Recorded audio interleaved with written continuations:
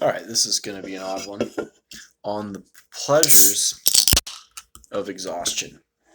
The inspiration for this um, mental track came from a conversation I was having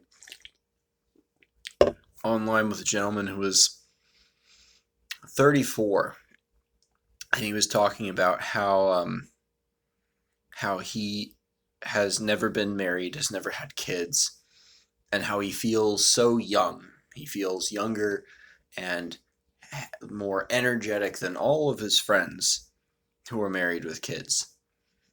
And my response to him was, and this just came to me in the moment, um, why would you want to feel young? You know, as a man, why would you want to feel young at 34?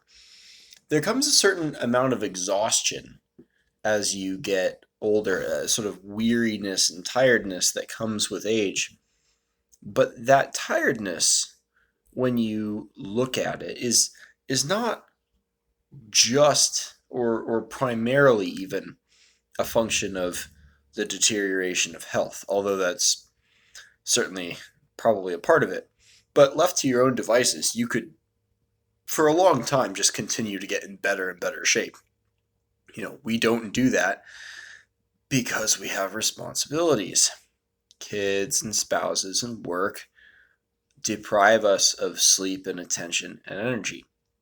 So at the end of the day, that weariness and tiredness is a byproduct of responsibilities. It's a byproduct of being needed.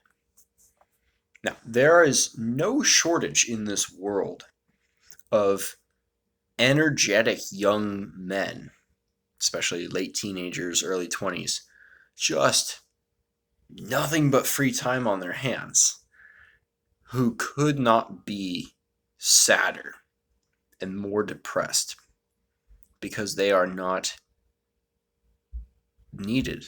They are unnecessary.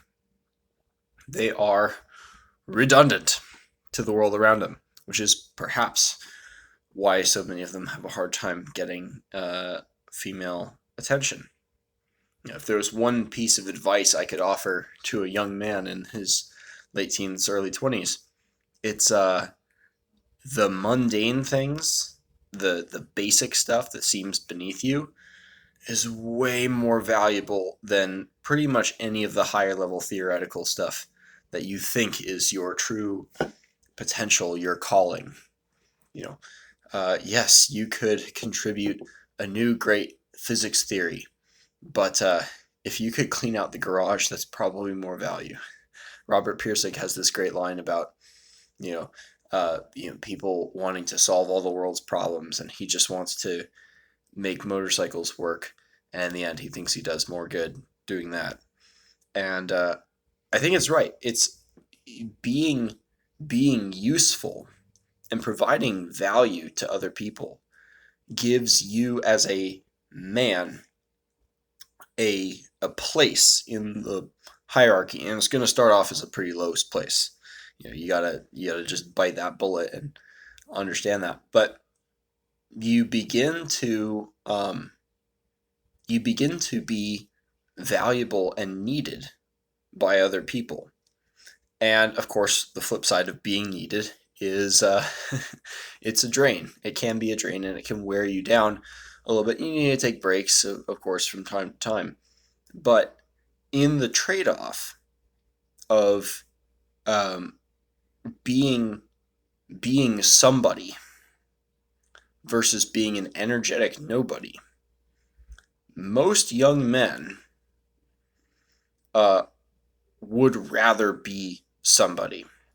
They would rather not be lonely, clinging to video games and pornography and other escapist forms of pseudo identity, working up the hierarchy in World of Warcraft instead of the the hierarchy of bringing value to real people in real life, which is tragic because it's ironically a somewhat similar process. You grind away, your skills until you're good at something, and suddenly you have value. And and so the feeling of exhaustion is when you look it's always exhaustion is a byproduct of work, sort of as a law of physics. Work expends energy, and and the feeling of exhaustion is being low on energy. um, as far as being tired and weary, there's a tremendous amount of satisfaction in being able to come home after a long day of work, like the 10 hours I put in today, and have a cold beer and hit the bed and sleep hard. you know, if you are working hard, you will probably not suffer from difficulty falling asleep.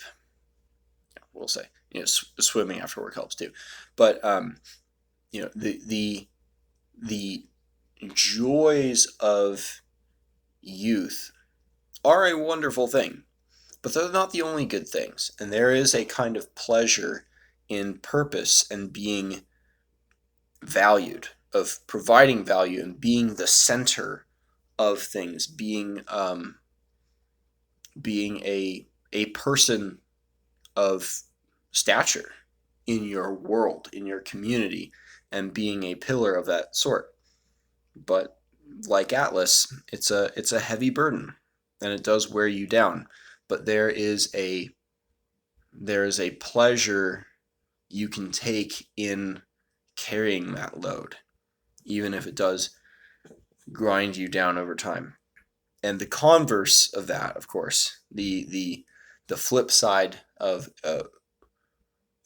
shrugging that burden, to borrow from Ayn Rand, is you're going to be lonely and purposeless. So you're probably going to suffer no matter what you do. It's just a matter of what kind of suffering do you want to endure, and what sort of pleasure would you rather have? The lightness of being unneeded, the energy of youthful obsolescence, or the weight of the burden of being valuable. It's not a choice anyone else can make for you, but when you put it in those terms, when you frame it that way, I think that for most men, the choice becomes a little bit clearer cut. And Ecclesiastes of the Bible actually has a lot of interesting things to say about this. The vanity of all of these sorts of pursuits, and how at the end of the day, pretty much the best you can do is take pride in the good of your labor and go home exhausted and enjoy the good things in life, because that's what there is. And if you don't have that, well, what are you even doing? So being exhausted and getting older is not the worst thing that could happen. I used to joke when I was younger, older people would say, "Oh, never get old." And I said, "Well, what's the alternative? Dying young." It's you have to sort of hate life to wish that. But of course, life changes as you get older. But that doesn't mean it degrades. It just changes in form. So, food for thought. Maybe the exhaustion of age isn't as bad as people make it out to be. But perhaps I'm wrong.